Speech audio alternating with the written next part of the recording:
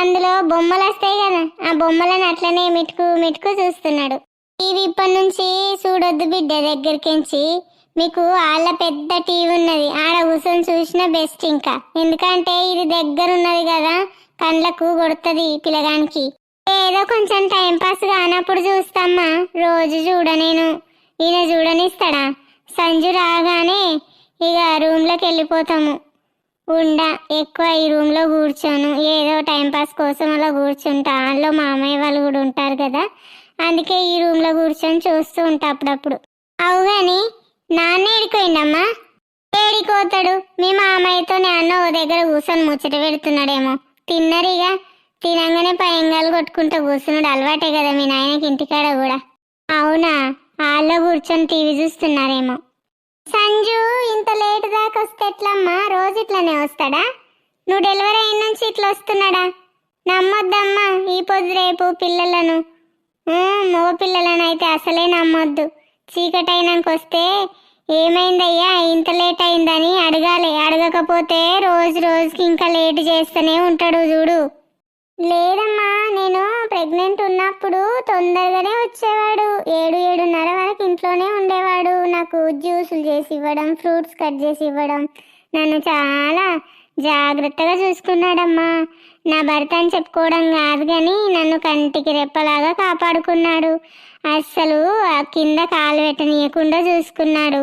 ఈ ఇంట్లోనేమో దయ్యాల గోల కదా, అదే భయంతో ఉండేదాన్ని నేను. కానీ నా పక్కకే కూర్చొని ధైర్యంగా ఉండేవాడు నాకు.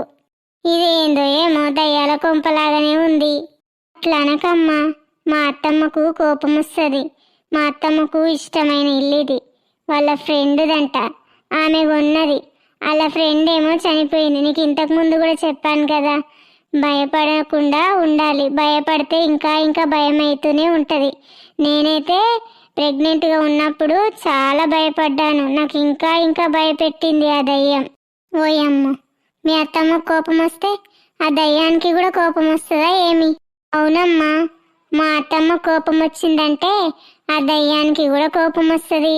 ఈ మధ్య జర ఇల్లు నిశ్శబ్దంగా ఉంది, మళ్ళీ ఆ దయ్యం కూడా సంచరించింది అనుకో, మనం అయిపోయినట్టే. ఇంకా మా మరిది కూడా రేపు వస్తానన్నాడు.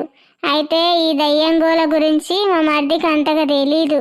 ఆయన ముందు కూడా ఏమనకు, లేదంటే ఇక రీచెస్ చేస్తాను, అది చేస్తాను, ఇది చేస్తాను, ఎంక్వైరీ చేస్తాను, దయ్యం ఎక్కడుంది ఏంటని ఆయన అయితే ఇంకా పెద్దగా చేస్తాడు, గోల చేస్తాడు.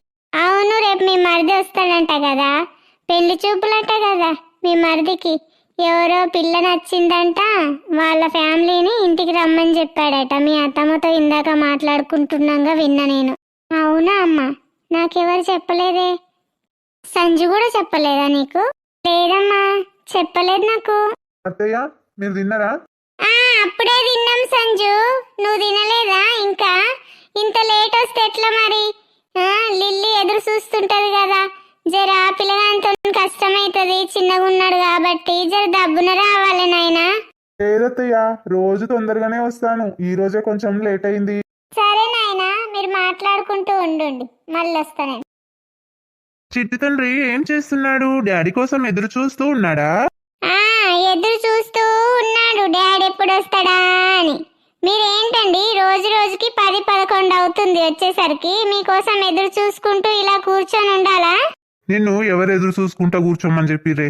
పడుకోకుండా నా కోసం ఎందుకు ఎదురు చూస్తున్నావు? ఆఫీస్లో కొంచెం ఈ రోజు వర్క్ ఎక్కువ ఉండే లిల్లీ, అందుకే లేట్ అయింది. నీ కోసం త్వరగా రానా చెప్పు. మీరు వచ్చేదాకా నేను ఎప్పుడైనా పడుకున్నానా అండి? మీరు తిన్నారో లేదో చూసుకొని కదా నేను పడుకుంటాను. మీరు లేట్ వస్తే అలాగే పడుకుంటారని నా భయం. తినేసాను రా లిల్లీ, నేను ఆల్రెడీ మమ్మీకి అడిగాను లిల్లీ తినిందా అని. తిన్నదని చెప్పింది, అందుకే ఇంకా తినేసాను. నువ్వు ఇక్కడే ఉంటావని రూమ్లోకి వచ్చేసా. రోజులు చూస్తే బాగాలేవండి, తొందరగా వచ్చేయండి. మీరు లేట్ చేయకండి, ఇలా 10-11 అస్సలు అవ్వద్దు. రేపటి నుంచి 8 వరకు ఇంట్లో ఉండాలి. ఏదన్నా వర్క్ ఉంటే నేను ఇంటి దగ్గర నుంచి చేసుకుంటానని చెప్పండి సార్తో. సరే రా లిల్లీ, అలాగే నువ్వు చెప్పినట్టే చేస్తానులే. రేపటి నుంచి 8:30 లోపు వచ్చేస్తాను. మళ్ళీ 8:30 లోపు అంటారేంటండి? 8కి వచ్చేసేయాలి. సరేలే, నువ్వు అన్నట్టే 8కే వచ్చేస్తాను, ఓకేనా? ఇప్పుడు మనం ఇద్దరం కాదు, ముగ్గురం. నీకోసం నేను ఒక్కదాన్నే ఎదురు చూశాను మొన్నటి వరకు. ఇప్పుడు వీడు కూడా ఎదురు చూస్తాడు, డాడీ ఏది ఇంకా రాలేదు ఏంటి అని. ఓకే లిల్లీ బంగారం, నీ మాటే నా మాట. వీడు కూడా రేపు అడుగుతాడు ఎందుకు డాడీ లేట్ అయిందని. సరే, ఇంకా పదండి పడుకుందాం. లే లే లే లే నాన్న, బజ్జో బజ్జో బజ్జో బజ్జో. నాన్నకు డిస్టర్బ్ అవుతుంది, అలసిపోయి వచ్చాడు డ్యూటీ వేసి. నువ్వు అల్లరి చేయొద్దు, పడుకో నాన్న పడుకో.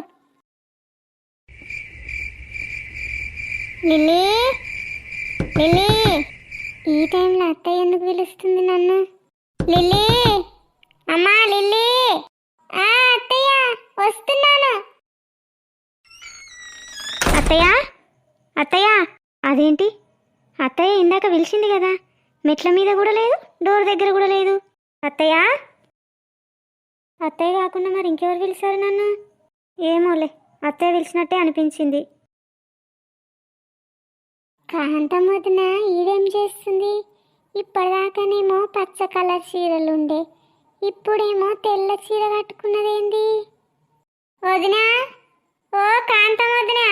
ఓయమ్మో, గట్లురుకుతుంది. ఓ కాంతం వదిన, ఆగు. ఓ కాంతం వదిన, గట్లురుకుతున్నావు నన్ను చూసి, ఆగు. ఏమైంది నీకు? ఓయమ్మో, ఎంత స్పీడ్ ఉరుకుతుంది.